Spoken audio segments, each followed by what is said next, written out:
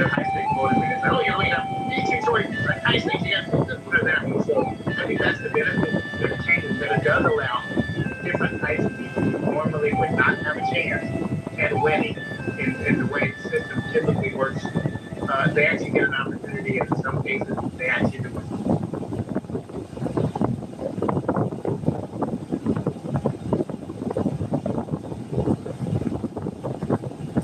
You guys have that ability to that you have ranked tools voting there. Yeah, and remember they got the first, well, not the first ever, but in a long while they were able to take out a Democrat district attorney and put in a Republican, a moderate Republican district attorney. But straight voting definitely helped with that.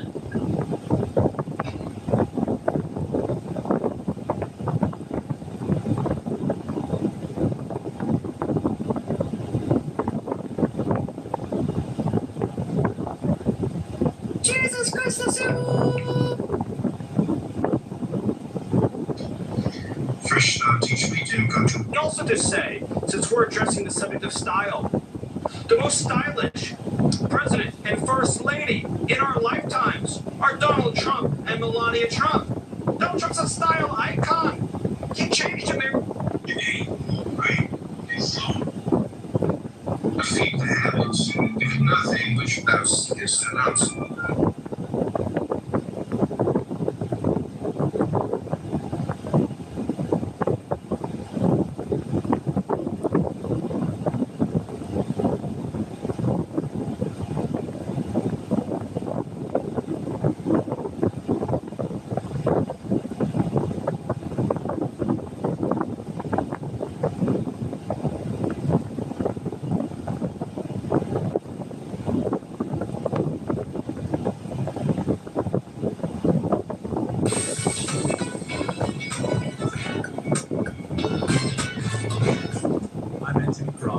And I need to tell you about how global funding cuts are happening. If you have assumed a character beyond your strength, you have played a poor figure in that, and neglected one that is within your powers. Fellow, you have come to blows at home with a slave. You have turned the household upside down and thrown the neighborhood into confusion. Do you come to me then with airs of assumed modesty? Do you sit down like a sage and criticize my explanation of the readings and whatever idle babble you say has come into my head? Have you come full of envy and dejected because nothing is sent you from home, and while the discussion is going on, do you sit brooding on nothing but how your father or your brother are disposed towards you? What are they saying about me here? About me there? At this moment they imagine I am making progress and saying he will return perfectly omniscient. I wish I could become omniscient before I return, but that would be very troublesome. No one sends me anything. The baths at Nicopolis are dirty. Things are wretched at home and wretched here. Then they say nobody is any the better for the school. Who comes to the school with a sincere wish to learn, to submit his principles to a correction and himself to treatment?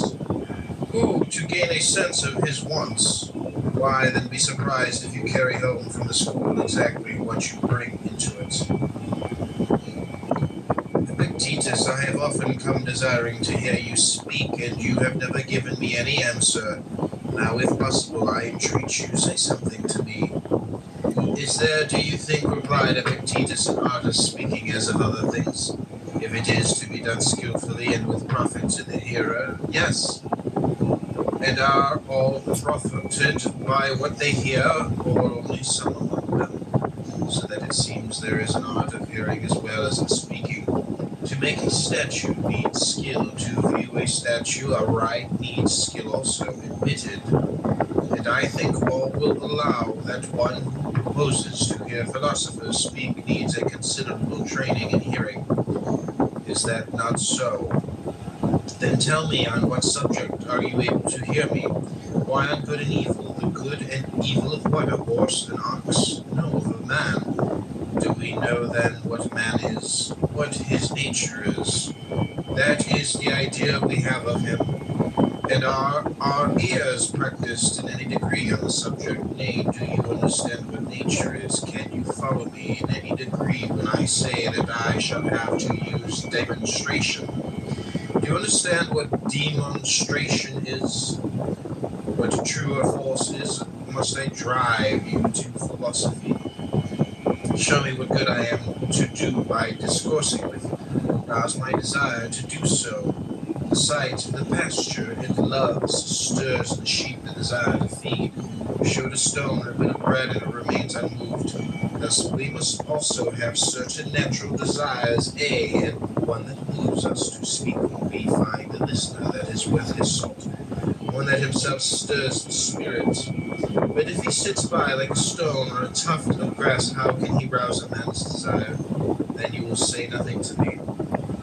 I can only tell you this, that one who knows not who he is and to what end he was born, what kind of world this is, and with whom he is associated therein, one who cannot distinguish good and evil, beauty and foulness, truth and falsehood, will never follow reason in shaping his desires and impulses and repulsions, nor yet innocent denial or suspension of judgment, but will in one word go about deaf and blind, thinking himself to be somewhat, and then he is in truth of no account.